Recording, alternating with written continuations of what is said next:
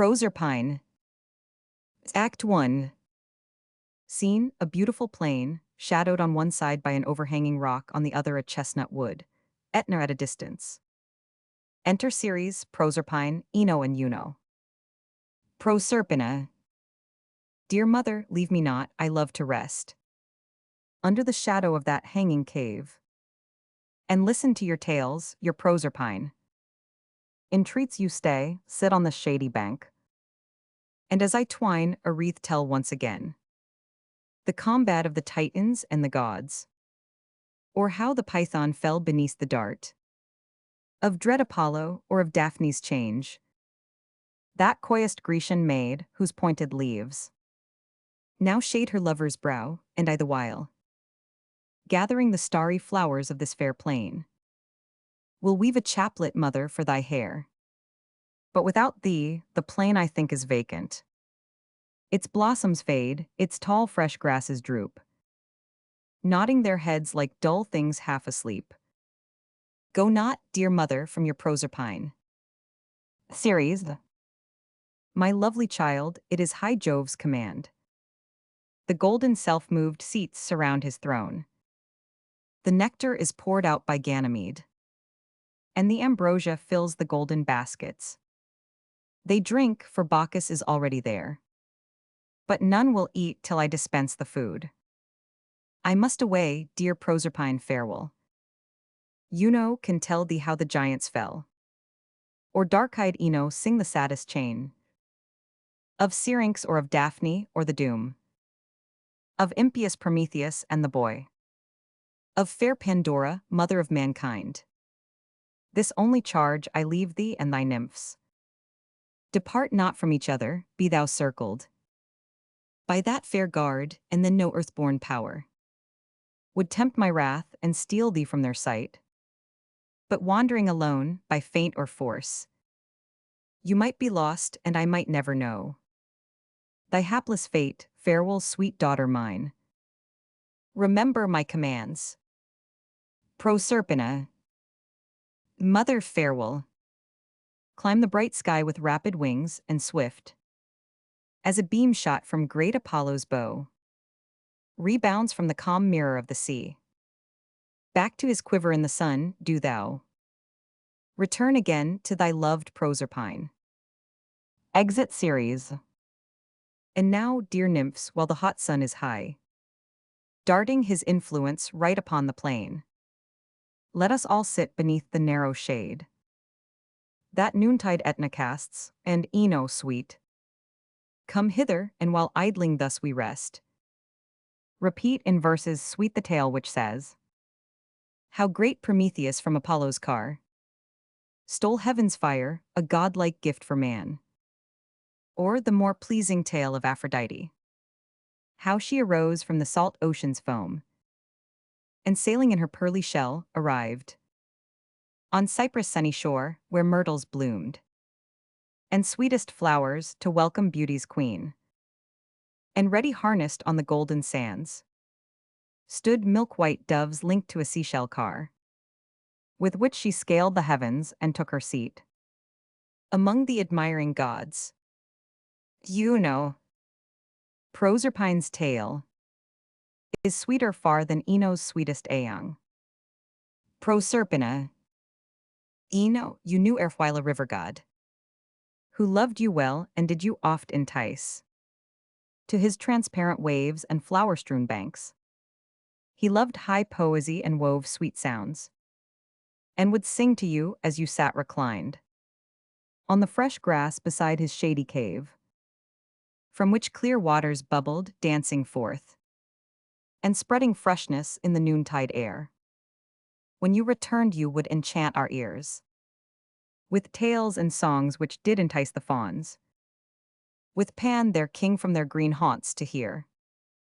Tell me one now, for like the god himself, tender they were and fanciful and rapt, the hearer in sweet dreams of shady groves, blue skies and clearest pebble-paved streams. Eno. I will repeat the tale which most I loved, which tells how lily-crowned Arethusa, your favorite nymph, quitted her native Greece flying the liquid god Alpheus who followed, cleaving the desarts of the pathless deep, and rose in Sicily, where now she flows, the clearest spring of Anaz gifted plain. By Shelley. Arethusa arose from her couch of snows in the Acrosronian mountains, from cloud and from crag, with many a jag, shepherding her bright fountains. She leapt down the rocks, with her rainbow locks, streaming among the streams, her steps paved with green, the downward ravine, which slopes to the western gleams, and gliding and springing, she went ever singing, in murmurs as soft as sleep. The earth seemed to love her, and heaven smiled above her, as she lingered towards the deep. Then Alpheus bold, on his glacier cold, with his trident the mountain strook, and opened a chasm in the rocks with the spasm. All Erymanthus shook, and the black south wind, it unsealed behind the urns of the silent snow, and earthquake and thunder did rend in sunder the bars of the springs below, and the beard and the hair of the river god were seen through the torrent's sweep, as he followed the light of the fleet nymph's flight to the brink of the Dorian deep. O save me, O guide me, and bid the deep hide me, for he grasps me now by the hair.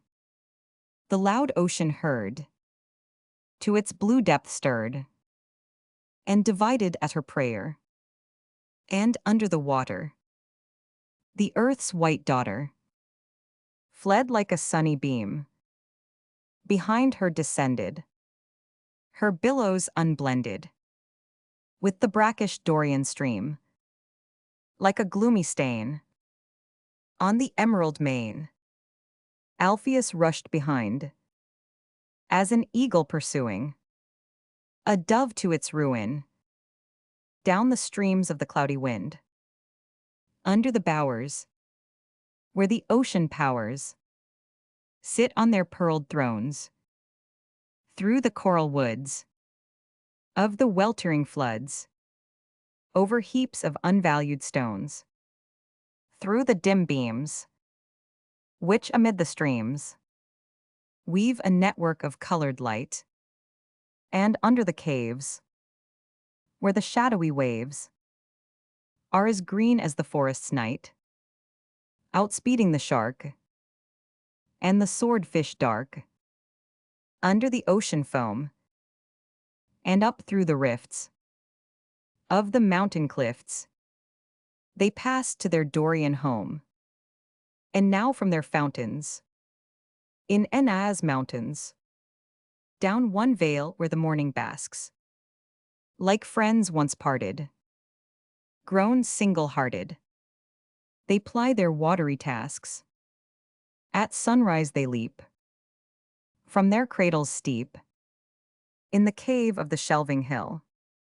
At noontide they flow through the woods below, and the meadows of asphodel, and at night they sleep in the rocking deep, beneath the Ortigan shore, like spirits that lie in the azure sky, when they love but live no more.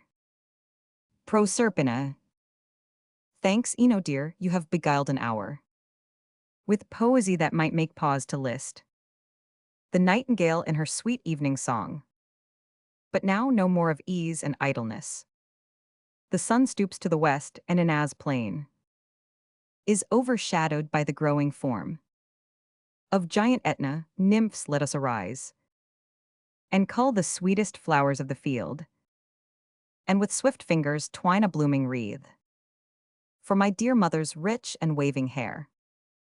You know, violets, blue and white anemones bloom on the plain, but I will climb the brow Of that o'erhanging hill to gather thence. That loveliest rose, it will adorn thy crown. Guard Proserpine till my return. Exit. Eno. How lovely is this plain, nor Grecian vale, nor bright Ausonia's ilex-bearing shores, the myrtle bowers of Aphrodite's sweet isle, or Naxos burthened with the luscious vine, can boast such fertile or such verdant fields as these which young spring sprinkles with her stars, nor Crete which boasts fair Amalthea's horn, can be compared with the bright golden fields of Ceres, queen of plenteous Sicily. Proserpine. Sweet Eno, well I know the love you bear. My dearest mother prompts your partial voice, and that love makes you doubly dear to me. But you are idling, look my lap is full of sweetest flowers, haste to gather more, that before sunset we may make our crown. Last night as we strayed through that glade, methought, the wind that swept my cheek bore on its wings the scent of fragrant violets hid. Beneath the straggling underwood, haste, sweet. To gather them, fear not, I will not stray. Thee no. Nor fear that I shall loiter in my task. Exit. By Shelley. Proserpine sings as she gathers her flowers. Sacred goddess, Mother Earth, thou from whose immortal bosom gods and men and beasts have birth, leaf and blade and bud and blossom, breathe thine influence most divine on thine own child Proserpine. If with mists of evening dew thou dost nourish these young flowers, till they grow in scent and hue, fairest children of the hours, breathe thine influence most divine on thine own child Proserpine. She looks around. My nymphs have left me, neglecting the commands of my dear mother, where can they have strayed? Her caution makes me fear to be alone. I'll pass that yawning cave and seek the spring of Erytheus where water lilies bloom. Perhaps the nymph now wakes tending her waves. She loves me well and oft desires my stay. The lilies shall adorn my mother's crown. Exit. After a pause enter Juno. Juno. I've won my prize, look at this fragrant rose. But where is Proserpine? Eno has strayed. Too far I fear, and she will be fatigued, as I am now, by my long toilsome search. Enter Eno. Oh, you here, wanderer, where is Proserpine? Eno. My lap is heaped up with sweets, dear Proserpine.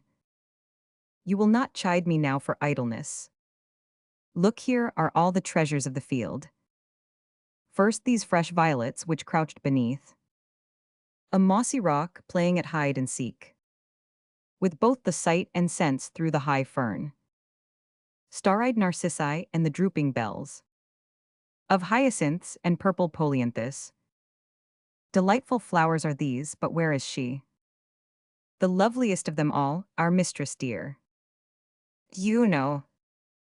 I know not, even now I left her here, guarded by you, O Eno, while I climbed up yonder steep for this most worthless rose. Know you not where she is, did you forget Ceres' behest and thus forsake her child? Thee no. Chide not, unkind Juno, I but went down that dark glade, where underneath the shade of those high trees the sweetest violets grow. I went at her command, alas, alas. My heart sinks down, I dread she may be lost. Juno, climb the hill, search that ravine, whose close, dark sides may hide her from our view. Oh, dearest, haste, is that her snow-white robe? Juno. No, 'tis a fawn beside its sleeping mother. Browsing the grass, what will thy mother say? Dear Proserpine, what will bright Ceres feel if her return be welcomed not by thee? Thee no. These are wild thoughts, and we are wrong to fear that any ill can touch the child of heaven.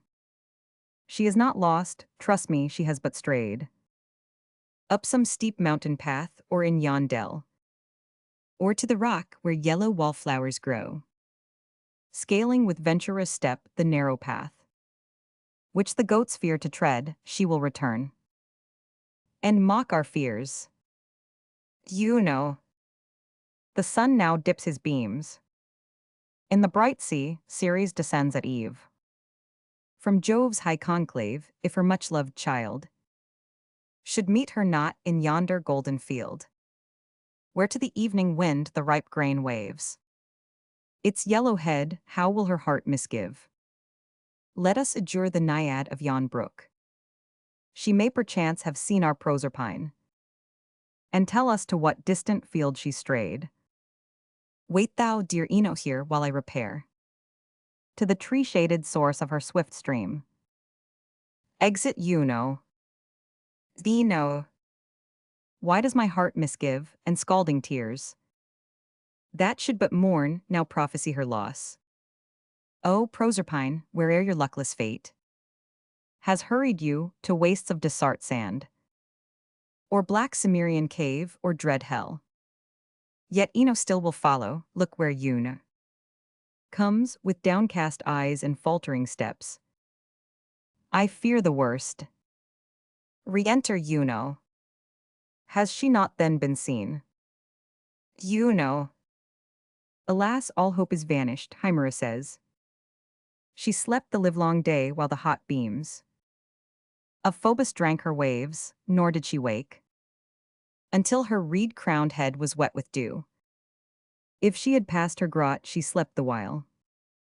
Thee know. Alas, alas, I see the golden car, and hear the flapping of the dragon's wings. Ceres descends to earth, I dare not stay. I dare not meet the sorrow of her look, the angry glance of her severest eyes. You know. Quick up the mountain, I will search the dell.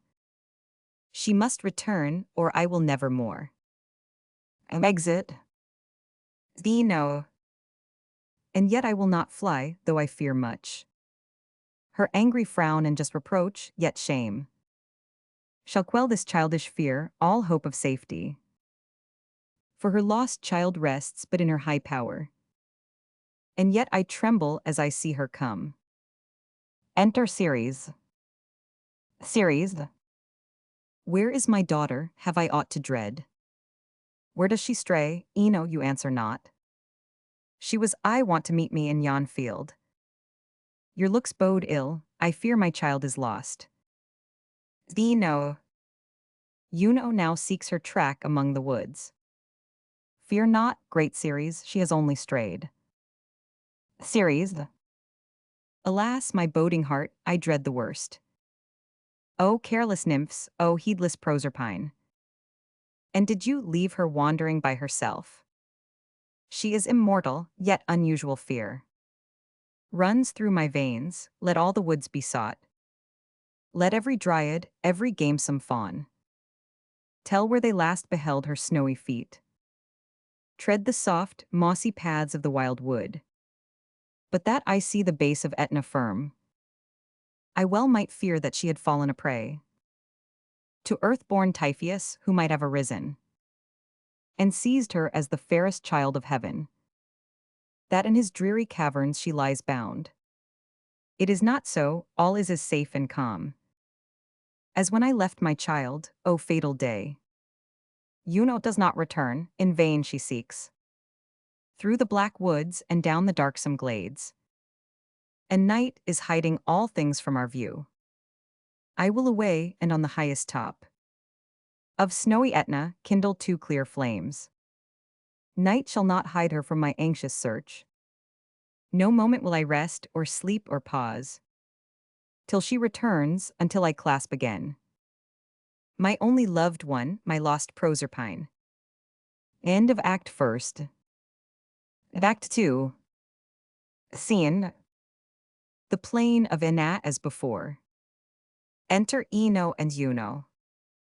Juno. How weary am I, in the hot sun flushes my cheeks that else were white with fear and grief. Ere since that fatal day, dear sister nymph, on which we lost our lovely Proserpine, I have but wept and watched the livelong night, and all the day have wandered through the woods. Thee know how all is changed since that unhappy eve. Ceres forever weeps, seeking her child, and in her rage has struck the land with blight. Trinacria mourns with her, its fertile fields are dry and barren, and all little brooks, struggling scarce creep within their altered banks. The flowers that erst were wont with bended heads to gaze within the clear and glassy wave have died unwatered by the failing stream, and yet their hue but mocks the deeper grief. Which is the fountain of these bitter tears? But who is this that with such eager looks hastens this way? You know, 'tis fairest Arethusa, a stranger naiad, yet you know her well. Thee know, my eyes were blind with tears. Enter Arethusa. Dear Arethusa, methinks I read glad tidings in your eyes.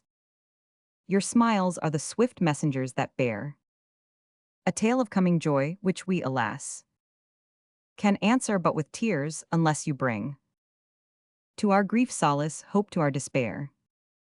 Have you found Proserpine, or know you where the loved nymph wanders, hidden from our search?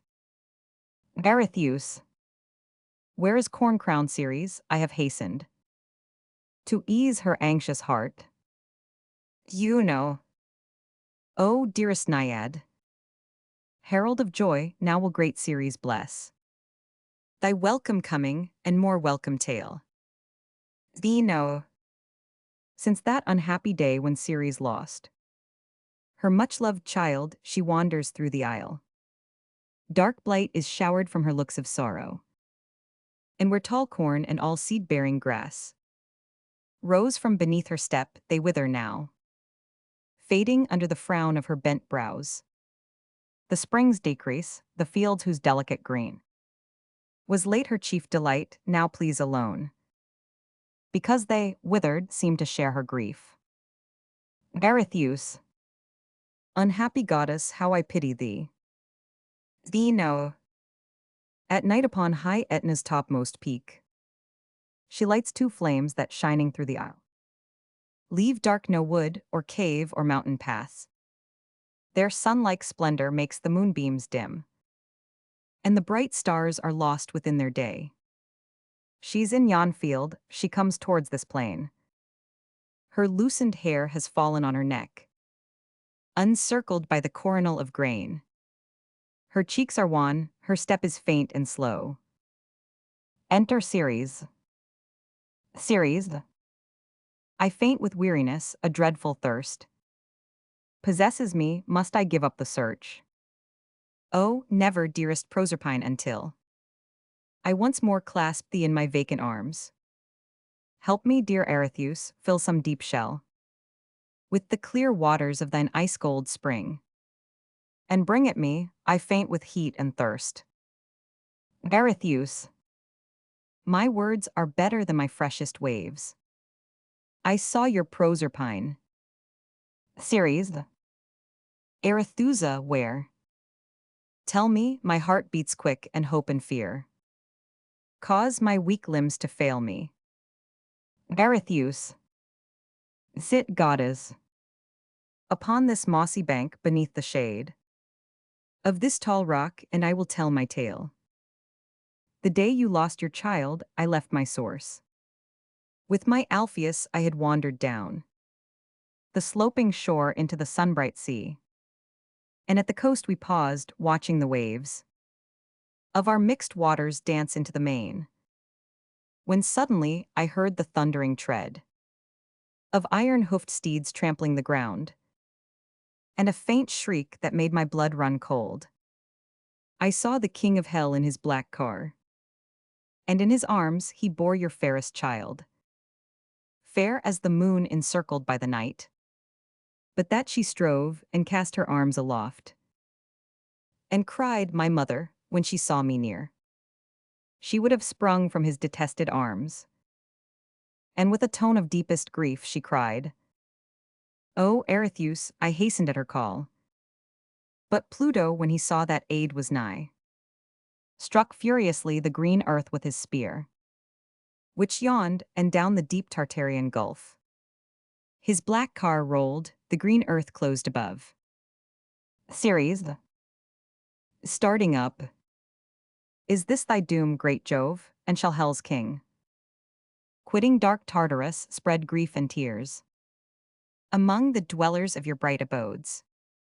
Then let him seize the earth itself, the stars, and all your wide dominion be his prey.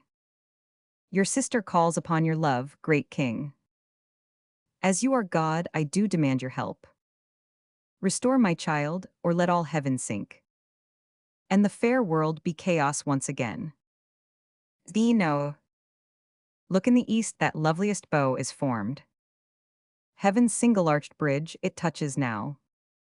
The earth, and mid the pathless wastes of heaven, it paves a way for Jove's fair messenger. Iris descends, and towards this field she comes. Arethusa, sovereign of harvests, tease the messenger. That will bring joy to thee, thine eyes light up. With sparkling hope, thy cheeks are pale with dread. Enter Iris. Ceres, speak, heavenly Iris, let thy words be poured into my drooping soul like dews of eve. On a too long parched field, where is my Proserpine? Iris, sister of heaven, as by Jove's throne I stood. The voice of thy deep prayer arose, it filled the heavenly courts with sorrow and dismay. The thunderer frowned, and heaven shook with dread. I bear his will to thee, 'tis fixed by fate. Nor prayer, nor murmur air can alter it. If Proserpine, while she has lived in hell, has not polluted by Tartarian food her heavenly essence, then she may return and wander without fear on Ina's plain, or take her seat among the gods above. If she has touched the fruits of Erebus, she never may return to upper air, but doomed to dwell amidst the shades of death, the wife of Pluto and the queen of hell. Ceres, joy treads upon the sluggish heels of care. The child of heaven disdains Tartarian food. Pluto, give up thy prey, restore my child. Iris, soon she will see again the son of heaven. By gloomy shapes, inhabitants of hell, attended, and again behold the field of Ina, the fair flowers and the streams, her late delight, and more than all her mother. Thee know, our much-loved, long-lost mistress, do you come? And shall once more your nymphs attend your steps? Will you again irradiate this isle that drooped when you were lost, and once again Trinacrius smile beneath your mother's eye? Ceres and her companions are ranged on one side in eager expectation. From the cave on the other, enter Proserpine, attended by various dark and gloomy shapes bearing torches, among which is Scalaphus. Ceres and Proserpine embrace, her nymphs surround her. Ceres, welcome, dear Proserpine, welcome to light, to this green earth and to your mother's arms. You are too beautiful for Pluto's queen. In the dark Stygian air your blooming cheeks have lost their roseate tint, and your bright form has faded in that night unfit for thee.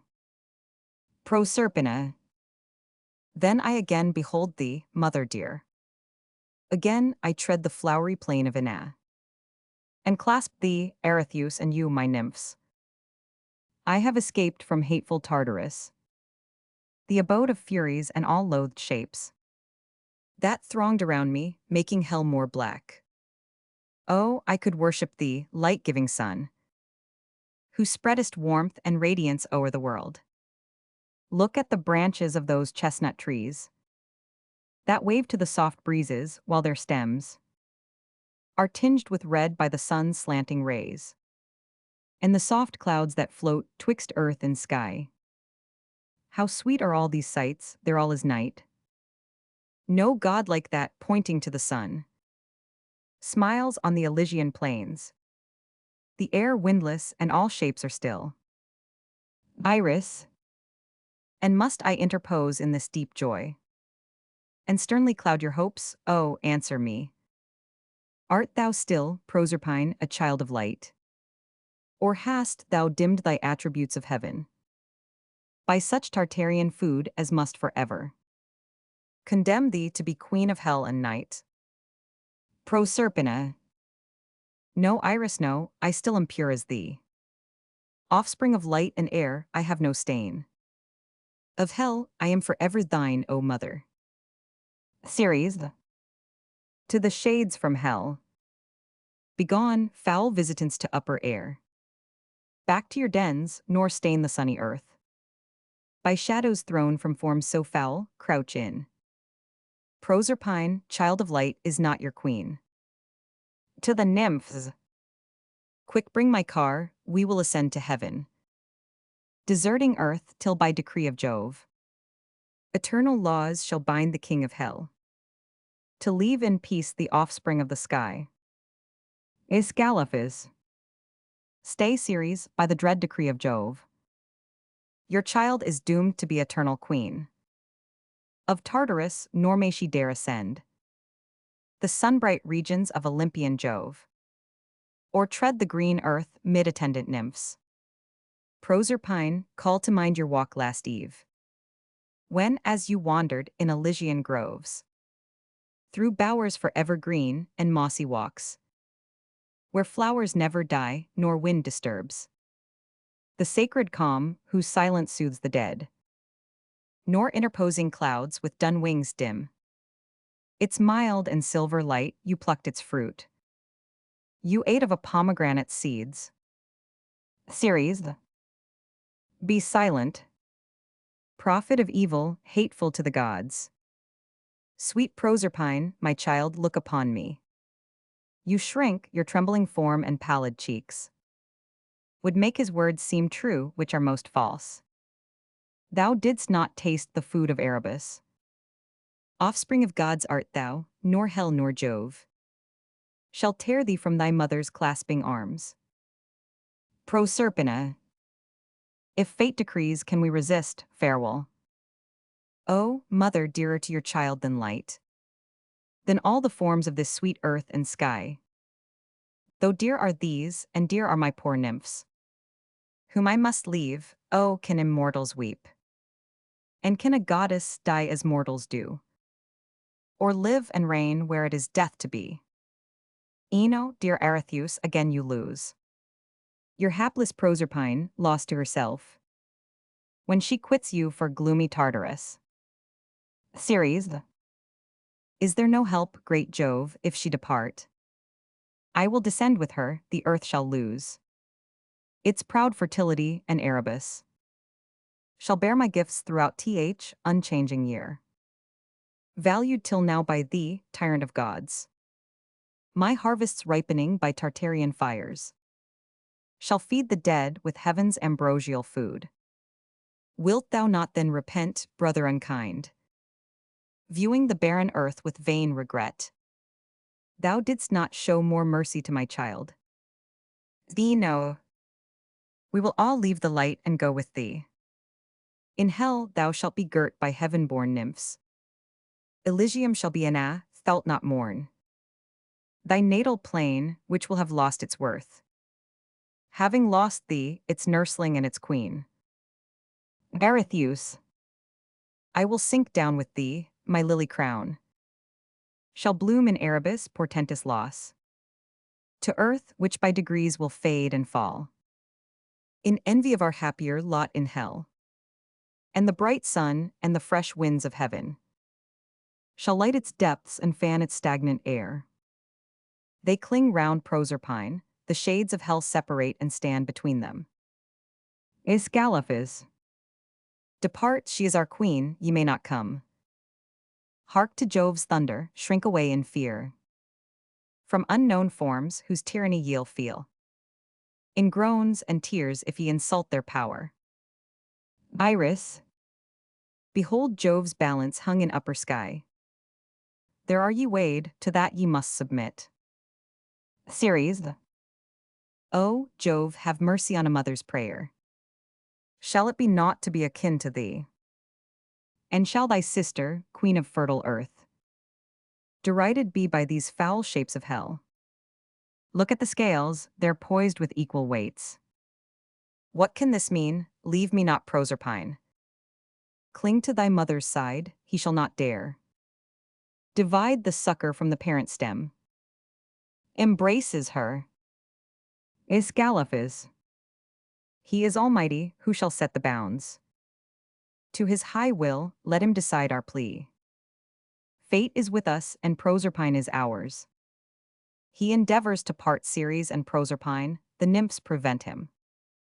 Ceres, peace, ominous bird of hell and night, depart. Nor with thy screech disturb a mother's grief. Avaunt, it is to Jove we pray, not thee. Iris, thy fate, sweet Proserpine, is sealed by Jove. When a gnat is starred by flowers and the sun shoots his hot rays straight on the gladsome land, when summer reigns, then thou shalt live on earth, and tread these plains, or sporting with your nymphs, or at your mother's side in peaceful joy. But when hard frost congeals the bare, black ground, the trees have lost their leaves, and painted birds, wailing for food, sail through the piercing air. Then you descend to deepest night and rain. Great queen of Tartarus, mid shadows dire, offspring of hell, or in the silent groves of fair Elysium through which Lethe runs, the sleepy river where the windless air is never struck by flight or song of bird, but all is calm and clear, bestowing rest after the toil of life to wretched men, whom thus the gods reward for sufferings. Gods cannot know, a throng of empty shades the endless circle of the year will bring joy in its turn and separation sad. 6 months to light and earth, 6 months to hell. Proserpine, dear mother, let me kiss that tear which steals down your pale cheek, altered by care and grief. This is not misery, 'tis but a slight change. Prom our late happy lot, 6 months with thee, each moment freighted with an age of love. And the 6 short months in saddest Tartarus shall pass in dreams of swift returning joy. 6 months together we shall dwell on earth. 6 months in dreams we shall companions be. Jove's doom is void, we are forever joined. Ceres, O fairest child, sweet summer visitor. Thy looks cheer me, so shall they cheer this land, which I will fly, thou gone, nor seed of grass or corn shall grow, thou absent from the earth. But all shall lie beneath in hateful night, until at thy return the fresh green springs. The fields are covered o'er with summer plants, and when thou goest the heavy grain will droop, and die under my frown, scattering the seeds. That will not reappear till your return. Farewell, sweet child, queen of the nether world. There shine as chaste Diana's silver car, islanded in the deep circumfluous night. Giver of fruits, for such thou shalt be styled. Sweet prophetess of summer, coming forth from the slant shadow of the wintry earth. In thy car drawn by snowy-breasted swallows. Another kiss and then again farewell. Winter, in losing thee, has lost its all, and will be doubly bare and hoar and drear. Its bleak winds whistling o'er the cold pinched ground, which neither flower or grass will decorate. And as my tears fall first, so shall the trees shed their changed leaves upon your 6 months' tomb. The clouded air will hide from Phobos, I. The dreadful change your absence operates. Thus has black Pluto changed the reign of Jove. He seizes half the earth when he takes thee. The end. Midas. A drama in 2 acts. dramatis personae, immortals, Apollo, Bacchus, Pan, Silenus, Tmolus, god of a hill, fauns and sea, mortals, Midas, king of Phrygia, Zopyrion, his prime minister, Asphalion, Lacan courtiers, courtiers, attendants, priests, and sea. Scene Phrygia, Midas, Act 1. Scene, a rural spot on one side, a bare hill, on the other an ilex wood, a stream with reeds on its banks. The curtain rises and discovers Tmolus seated on a throne of turf, on his right hand Apollo with his lyre, attended by the Muses, on the left Pan, fauns, and sea. Enter Midas and Zopyrion. Midas, the hours have oped the palace of the dawn, and through the eastern gates of heaven, Aurora comes charioted on light, her wind-swift steeds. Winged with roseate clouds, strain up the steep. She loosely holds the reins, her golden hair, its strings outspread by the sweet morning breeze. Blinds the pale stars, our rural tasks begin. The young lambs bleat pent up within the fold. The herds low in their stalls, and the blithe cock halloos most loudly to his distant mates. But who are these we see? These are not men, divine of form and splendidly arrayed. They sit in solemn conclave. Is that Pan, our country god, surrounded by his fauns? And who is he whose crown of gold and harp are attributes of high Apollo? Zopyrion. Best, your majesty retire, we may offend. Midas. I, and at the base thought the coward blood deserts your trembling lips, but follow me. O gods, for such your bearing is and sure. No mortal ever yet possessed the gold that glitters on your silken robes, may one, who, though a king, can boast of no descent more noble than Deucalion's stone-formed men. May I demand the cause for which you deign to print upon this worthless Phrygian earth the vestige of your golden-woven sandals, or why that old white-headed man sits there upon that grassy throne and looks as he were stationed umpire to some weighty cause. Tmolus, god Pan with his blithe pipe which the fauns love, has challenged Phoebus of the golden lyre, saying his syrinx can give sweeter notes than the stringed instrument Apollo boasts. I judge between the parties. Welcome, king. I am old Tmolus, god of that bare hill. You may remain and hear immortals sing. Midas, my judgment is made up before I hear. Pan is my guardian god, old-horned Pan, the Phrygians' god who watches o'er our flocks. No harmony can equal his blithe pipe. And Shelley, Apollo sings, the sleepless hours who watch me as I lie, curtained with star-enwoven tapestries, from the broad moonlight of the sky, fanning the busy dreams from my dim eyes.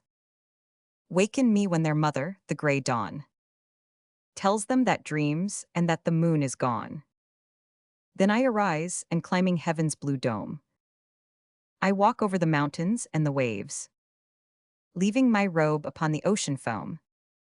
My footsteps pave the clouds with fire, the caves are filled with my bright presence, and the air leaves the green earth to my embraces bare. The sunbeams are my shafts with which I kill deceit that loves the night and fears the day. All men who do, or even imagine, fly me and from the glory of my ray. Good minds and open actions take new might, until diminished by the rain of night. I feed the clouds, the rainbows and the flowers, with their ethereal colors, the moon's globe, and the pure stars in their eternal bowers, are cinctured with my power as with a robe. Whatever lamps on earth or heaven may shine, are portions of one power which is mine. I stand at noon upon the peak of heaven. Then with unwilling steps I wander down into the clouds of the Atlantic even. For grief that I depart they weep and frown. What look is more delightful than the smile with which I soothe them from the Western Isle? I am the eye with which the universe beholds itself and knows it is divine.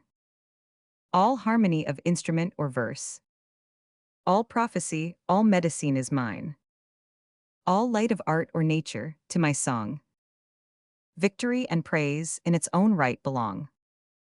And Shelley, Pan sings, from the forests and highlands, we come, from the river-girt islands, where loud waves are dumb, listening my sweet pipings, the wind in the reeds and the rushes, the bees on the bells of thyme, the birds on the myrtle bushes, the sickle above in the lime, and the lizards below in the grass, were as silent as ever old Timolis was, listening my sweet pipings. Liquid Peneus was flowing, and all dark Tempe lay, in Pelion's shadow outgrowing. The light of the dying day, speeded by my sweet pipings, the Silene and Sylvans and fauns, and the nymphs of the woods and the waves, to the edge of the moist river lawns, and the brink of the dewy caves, and all that did then attend and follow, were silent with love as you now Apollo. With envy of my sweet pipings, I sang of the dancing stars, I sang of the daedal earth, and of heaven and the giant wars, and love and death births. And then I changed my pipings, singing how down the vale of Menelaus I pursued a maiden and clasped a reed. Gods and men, we are all deluded thus. It breaks in our bosom, and then we bleed. All wept as I think both ye now would, if envy or age had not frozen your blood. At the sorrow of my sweet pipings. Timolis. Phobos, the palm is thine, the fawns may dance, to the blithe tune of ever merry Pan. But wisdom, beauty, and the power divine of highest poesy lives within thy strain. Named by the gods the king of melody, receive from my weak hands a second crown. Pan, old graybeard, you say false, you think by this to win Apollo with his sultry beams, to thaw your snowy head and to renew the worn-out soil of your bare, ugly hill. I do appeal to Phrygian Midas here. Let him decide, he is no partial judge. Midas, immortal Pan to my poor, mortal ears. Your sprightly song in melody outweighs his drowsy tune, he put me fast asleep. As my prime minister, Zopyrion, knows. But your gay notes awoke me, and to you, if I were Timolis, would I give the prize. Apollo. And who art thou who darst among the gods? Mingle thy mortal voice, insensate fool.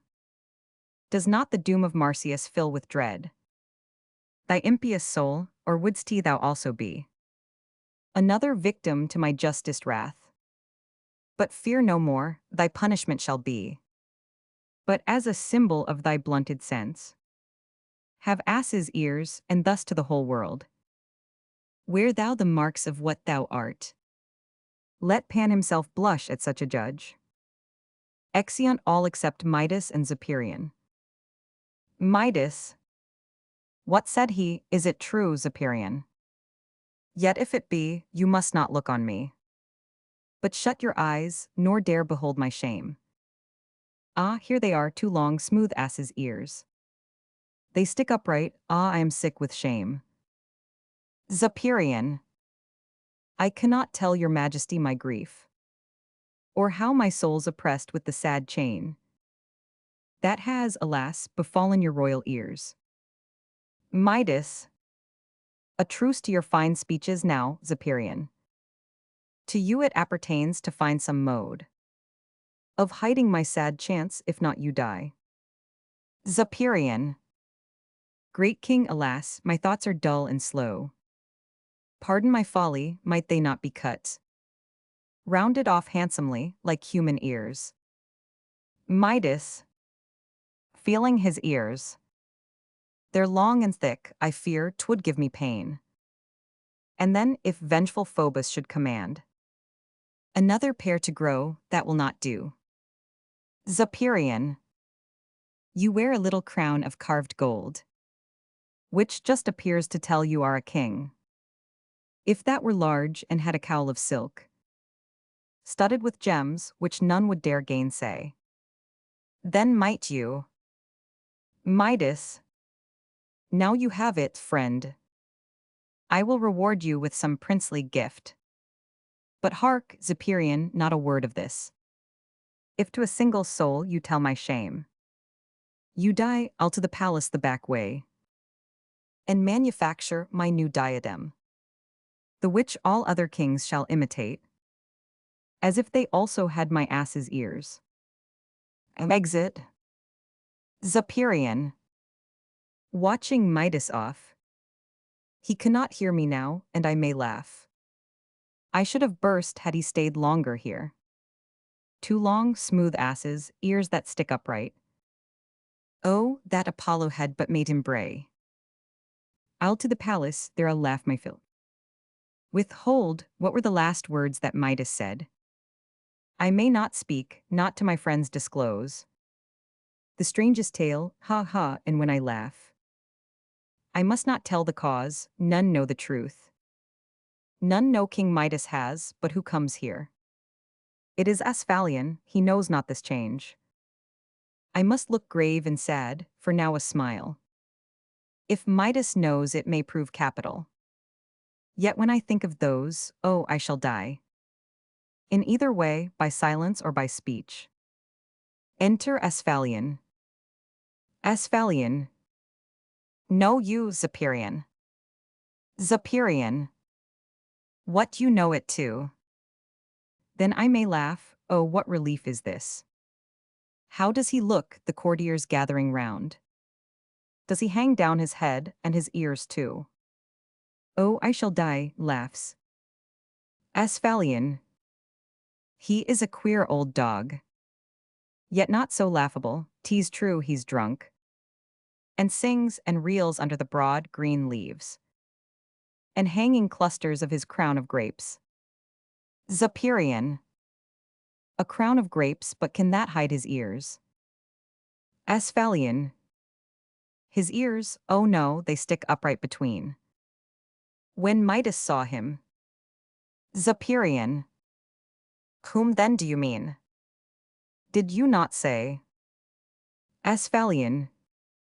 I spoke of old Silenus, who having missed his way in these wild woods, and lost his tipsy company, was found sucking the juicy clusters of the vines that sprung where'er he trod, and reeling on. Some shepherds found him in yon ilex wood. They brought him to the king, who honoring him, for Bacchus' sake has gladly welcomed him, and will conduct him with solemnity to the disconsolate fawns from whom he strayed. But have you seen the new-fashioned diadem that Midas wears? Zopyrian. Ha, he has got it on. Know you the secret cause why with such care he hides his royal head, you have not seen? Asphalion. Seen what? Zopyrian. Ah, then no matter, turns away agitated. I dare not sneak or stay. If I remain, I shall discover all. Asphalion. I see the king has trusted to your care some great state secret which you fain would hide. I am your friend, trust my fidelity. If you're in doubt, I'll be your counselor. Zopyrian. With great importance. Secret Asphalion, how came you to know?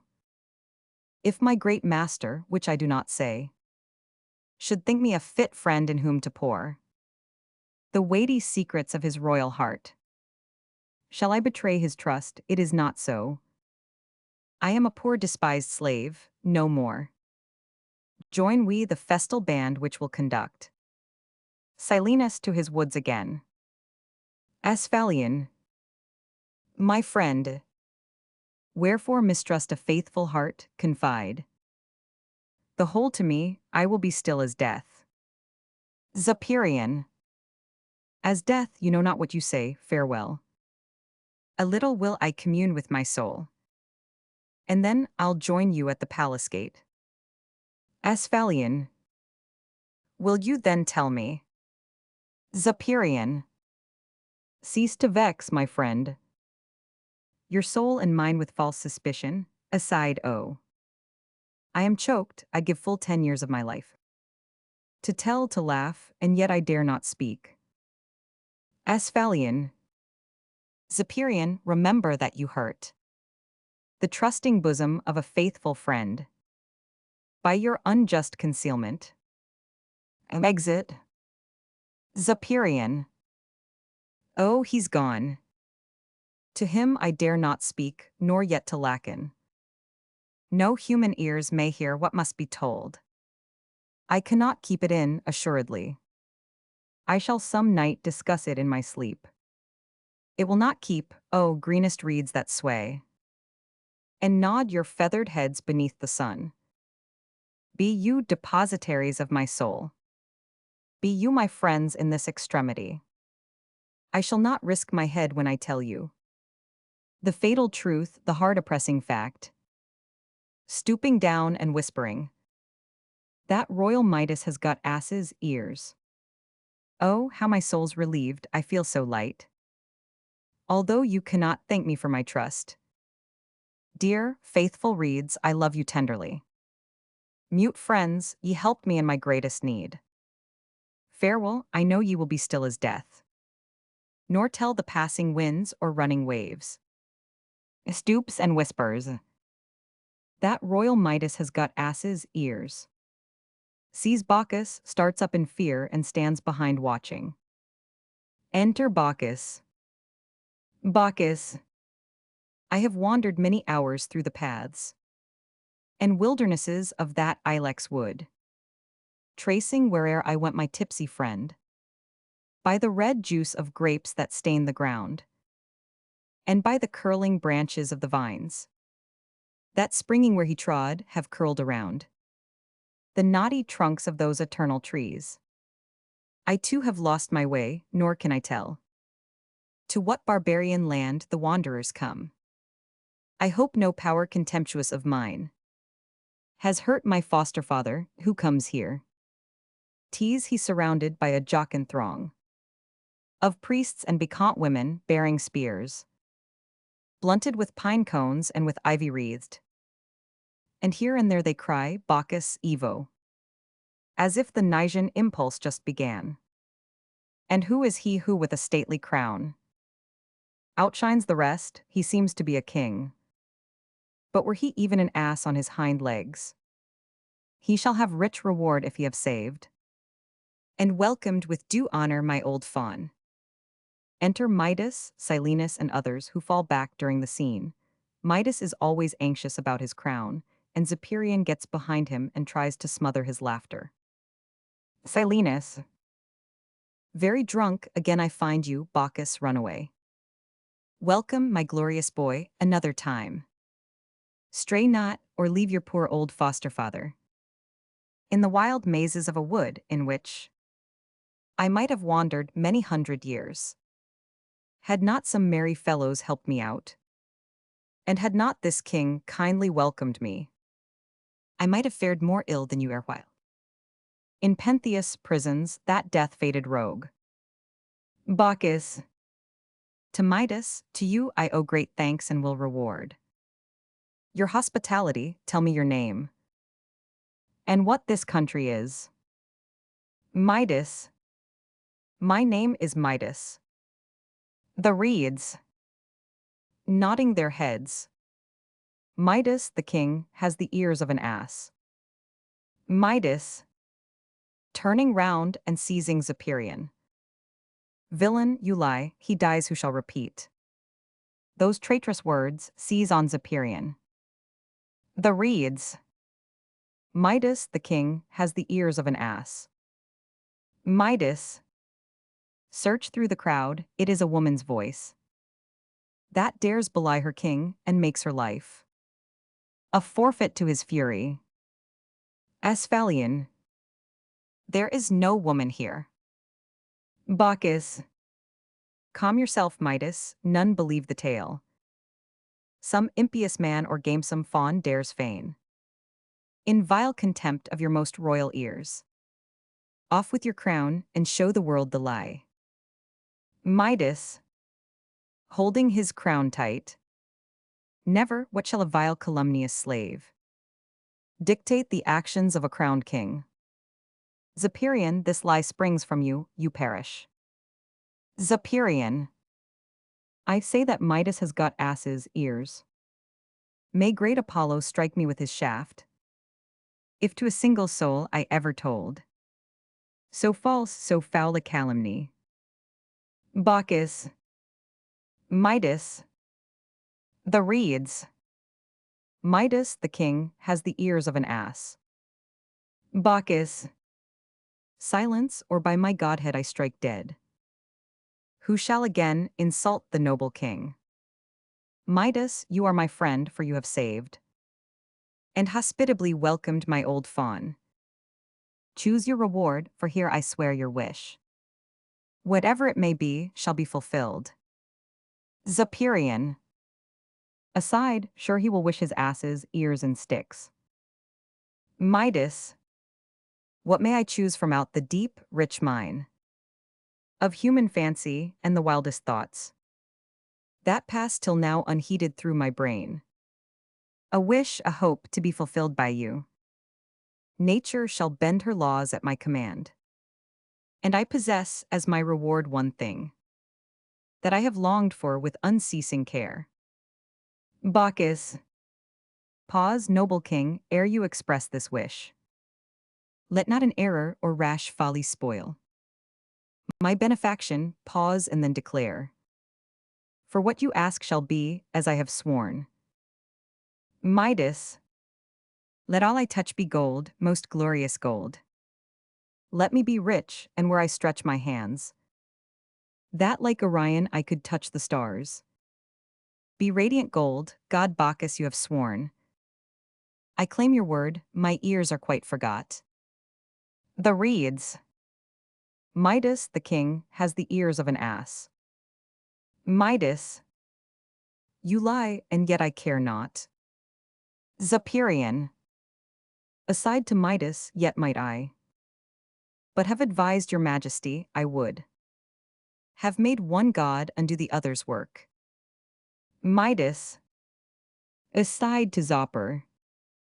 Advise yourself, my friend, or you may grow shorter by a head ere night. I am blessed, happier than ever earthly man could boast. Do you fulfill your words? Bacchus. Yes, thoughtless man. And much I fear if you have not the ears. You have the judgment of an ass, farewell. I found you rich and happy, and I leave you, though you know it not, miserably poor. Your boon is granted, touch make gold some here. Help carry old Silenus off, who sleeps the divine sleep of heavy wine, farewell. Midas. Bacchus, divine, how shall I pay my thanks? Exeunt. End of first act. Act 2. Scene, a splendid apartment in the palace of Midas. Enter Midas, with a golden rose in his hand. Midas. Gold, glorious gold, I am made up of gold. I pluck a rose, a silly fading rose. Its soft, pink petals change to yellow gold. Its stem, its leaves are gold, and what before was fit for a poor peasant's festal dress may now adorn a queen. I lift a stone. A heavy, useless mass a slave would spurn. What is more valueless? 'Tis solid gold. A king might war on me to win the same. And as I pass my hand thus through the air, a little shower of sightless dust falls down. A shower of gold, oh now I am a king. I've spread my hands against my palace walls. I've set high ladders up that I may touch each crevice and each cornice with my hands. And it will all be gold, a golden palace, surrounded by a wood of golden trees, which will bear golden fruits, the very ground my naked foot treads on is yellow gold. Invaluable gold, my dress is gold. Now I am great, innumerable armies. Wait till my gold collects them round my throne. I see my standard made of woven gold, waving o'er Asia's utmost citadels, guarded by myriads invincible. Or if the toil of war grows wearisome, I can buy empires, India shall be mine. Its blooming beauties, gold-encrusted baths, its aromatic groves and palaces, all will be mine, O Midas, assered king. I love thee more than any words can tell. That thus thy touch, thou man akin to gods, can change all earth to heaven, Olympian gold. For what makes heaven different from earth? Look how my courtiers come, magnificent. None shall dare wait on me but those who bear an empire on their backs in sheets of gold. Oh, what a slave I was, my flocks and kine. My vineyards and my corn were all my wealth. And men esteemed me rich, but now great Jove transcends me but by lightning, and who knows if my gold win not the Cyclopean powers, and Vulcan, who must hate his father's rule, to forge me bolts, and then but hush they come. Enter Zepyrian, Asphalion and Lacon. Lacon, pardon us, mighty king. Midas, what would ye, slaves? Oh, I could buy you all with one slight touch of my gold-making hand. Asphalion, royal Midas, we humbly would petition for relief. Midas, relief I bring me your copper coin, your brass. Or what ye will, ye'll speedily be rich. Zepyrian, 'tis not for gold but to be rid of gold, that we intrude upon your majesty. I fear that you will suffer by this gift. As we do now, look at our backs bent down, with the huge weight of the great cloaks of gold. Permit us to put on our shabby dress, our poor despised garments of light wool. We walk as porters underneath a load. Pity, great king, our human weaknesses, nor force us to expire. Midas, begone, ye slaves. Go clothe your wretched limbs in ragged skins. Take an old carpet to wrap round your legs. A broad leaf for your feet ye shall not wear. That dress, those golden sandals, monarch-like. Asphalion, if you would have us walk a mile a day. We cannot thus, already we are tired, with the huge weight of souls of solid gold. Midas, pitiful wretches, earth-born groveling dolts. Begone, nor dare reply to my just wrath. Never behold me more, or if you stay, let not a sigh, a shrug, a stoop betray. What poor, weak, miserable men you are. Not as I am a god, look dunce. I tread or leap beneath this load of gold. Jumps and stops suddenly. I've hurt my back, this cloak is wondrous hard. No more of this, my appetite would say. The hour is come for my noonday repast. Lacon, it comes borne in by 20 lusty slaves, who scarce can lift the mass of solid gold. That lately was a table of light wood. Here is the heavy golden ewer and bowl, in which, before you eat, you wash your hands. Midas, lifting up the ewer. This is to be a king, to touch pure gold. Would that by touching thee, Zepyrian, I could transmute thee to a golden man. A crowd of golden slaves to wait on me. Pours the water on his hands, But how is this, the water that I touch? Falls down a stream of yellow liquid gold, and hardens as it falls, I cannot wash. Pray Bacchus I may drink, and the soft towel, with which I'd wipe my hands transmutes itself into a sheet of heavy gold, no more. I'll sit and eat, I have not tasted food. For many hours I have been so wrapped in golden dreams of all that I possess. I had not time to eat, now hunger calls, and makes me feel, though not remote in power, from the immortal gods that I need food, the only remnant of mortality. In vain attempts to eat of several dishes. Alas my fate, tea's gold, this peach is gold. This bread, these grapes, and all I touch, this meat, which by its scent quickened my appetite, has lost its scent, its taste, tea's useless gold.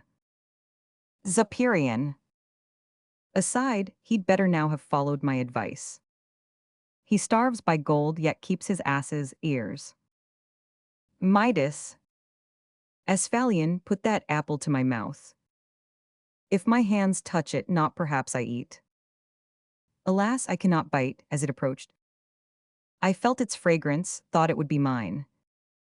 But by the touch of my life-killing lips, tea's changed from a sweet fruit to tasteless gold. Bacchus will not refresh me by his gifts. The liquid wine congeals and flies my taste. Go, miserable slaves, O wretched king. Away with food, its sight now makes me sick. Bring in my couch, I will sleep off my care. And when I wake, I'll coin some remedy. I dare not bathe this sultry day, for fear I be enclosed in gold, begone. I will to rest, O miserable king. Exeunt all but Midas. He lies down, turns restlessly for some time, and then rises. O fool, to wish to change all things to gold. Blind idiot that I was, this bed is gold. And this hard, weighty pillow, late so soft, that of itself invited me to rest, is a hard lump that if I sleep in turn, I may beat out my brains against its sides. Oh, what a wretched thing I am, how blind. I cannot eat, for all my food is gold. Drink flies my parched lips, and my hard couch is worse than rock to my poor bruised sides. I cannot walk, the weight of my gold soles pulls me to earth, my back is broke beneath these gorgeous garments, throws off his cloak. Lie there, golden cloak. There on thy kindred earth, lie there and rot. I dare not touch my forehead with my palm, for fear my very flesh should turn to gold. Oh, let me curse thee, vilest yellow dirt. Here, on my knees, thy martyr lifts his voice. A poor starved wretch who can touch naught but thee. Wilt thou refresh me in the heat of noon? Canst thou be kindled for me when I'm cold? May all men and the immortal gods hate and spurn thee as wretched I do now. Kicks the couch and tries to throw down the pillow but cannot lift it. I dash thee to the earth but that thy weight preserves thee, abhorred Tartarian gold. Bacchus, O pity, pardon and restore me. Who waits? Enter Lacon. Go bid the priests that they prepare most solemn song and richest sacrifice, which I may not dare touch lest it should turn to most unholy gold. Lacon. Pardon me, O king. But perhaps the god may give that you may eat, and yet your touch be magic. Midas. No more, thou slave. Gold is my fear, my bane, my death, I hate. Its yellow glare, its aspect hard and cold. I would be rid of all, go bid them haste. Exit Lacon. O, Bacchus, I be propitious to their prayer. Make me a hind, clothe me in ragged skins. And let my food be bread, unsavory roots. But take from me the frightful curse of gold. Am I not poor? Alas, how I am changed. Poorer than meanest slaves, my piles of wealth cannot buy for me one poor, wretched dish. In summer heat I cannot bathe nor wear. A linen dress, the heavy, dull, hard metal, clings to me till I pray for poverty. Enter Zopyrion, Asphalion and Lacon. Zopyrion. The sacrifice is made, and the great god, pitying your ills, O king, accepted it, whilst his great oracle gave forth these words. Let poor King Midas bathe in the clear stream of swift Pactolus, and to those waves transfer the gold transmuting power which he repents. Midas. O joy, O Bacchus, thanks for this to thee. Will I each year offer 3 sucking lambs. Games will I institute, nor Pan himself shall have more honor than thy deity. Haste to the stream, I long to feel the cool and liquid touch of its divinest waves. Exeunt all except Zopyrion and Asphalion. Asphalion. Off with our golden sandals and our cloaks. Oh, I shall ever hate the sight of gold. Poor, wealthy Midas runs as if from death, to rid him quick of this metallic curse. Zopyrion. Aside, I wonder if his ass's ears are gold. What would I give to let the secret out? Gold, that is trash, we have too much of it. But I would give 10 newborn lambs to tell this most portentous truth, but I must choke. Asphalion. Now we shall tend our flocks and reap our corn, as we were wont, and not be killed by gold. Golden fleeces threatened our poor sheep. The very showers, as they fell from heaven, could not refresh the earth, the wind blew gold. And as we walked, the thick sharp-pointed atoms wounded our faces, the navies would have sunk. Zopyrion. All strangers would have fled our gold-cursed shore, till we had bound our wealthy king, that he might leave the green and fertile earth unchanged. Then in deep misery he would have shook his golden chains and starved. Enter Lacon. Lacon. Sluggards, how now? Have you not been to gaze upon the sight?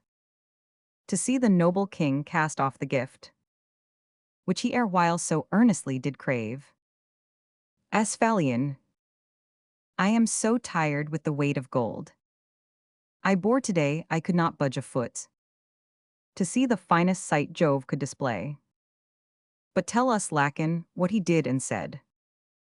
Lacon.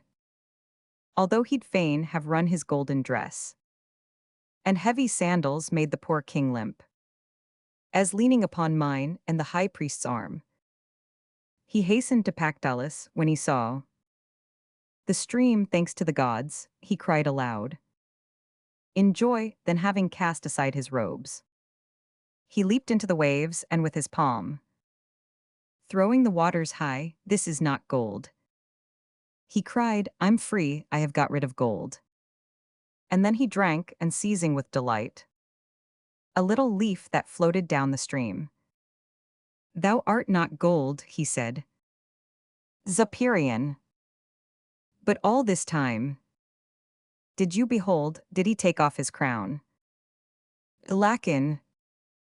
No, it was strange to see him as he plunged hold tight his crown with his left hand the while. Zopyrion. Aside, alas, my fate, I thought they had been seen. Lacon. He ordered garments to the river side, of coarsest texture, those that erst he wore he would not touch, for they were trimmed with gold. Zopyrion. And yet he did not throw away his crown. Lacon. He ever held it tight as if he thought some charm attached to its remaining there. Perhaps he is right, know you, Zopyrion, if that strange voice this morning spoke the truth. Zopyrion. Nay, guess, think of what passed and you can judge. I dare not, I know nothing of his ears. Lacon. I am resolved some night when he sleeps sound to get a peep, no more tease he that comes.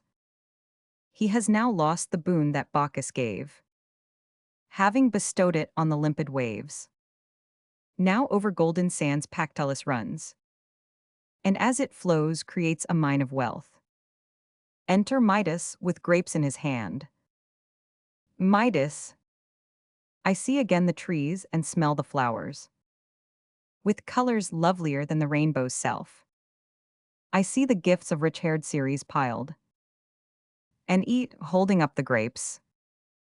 This is not yellow, dirty gold, but blooms with precious tints, purple and green. I hate this palace and its golden floor, its cornices and rafters all of gold. I'll build a little bower of freshest green, canopied o'er with leaves and floored with moss. I'll dress in skins, I'll drink from wooden cups, and eat on wooden platters, sleep on flock. None but poor men shall dare attend on me. All that is gold I'll banish from my court. Gilding shall be high treason to my state. The very name of gold shall be crime capital. Zopyrian, may we not keep our coin? Midas, no, Zopyrian. None but the meanest peasants shall have gold. It is a sordid, base, and dirty thing. Look at the grass, the sky, the trees, the flowers. These are Jove's treasures, and they are not gold. Now they are mine, I am no longer cursed. The hapless river hates its golden sands, as it rolls over them, having my gift. Poor harmless shores, they now are dirty gold. How I detest it, do not the gods hate gold? Nature displays the treasures that she loves. She hides gold deep in the earth and piles above mountains and rocks to keep the monster down. Asphalion, they say Apollo's sunny car is gold. Midas, aye, so it is, for gold belongs to him.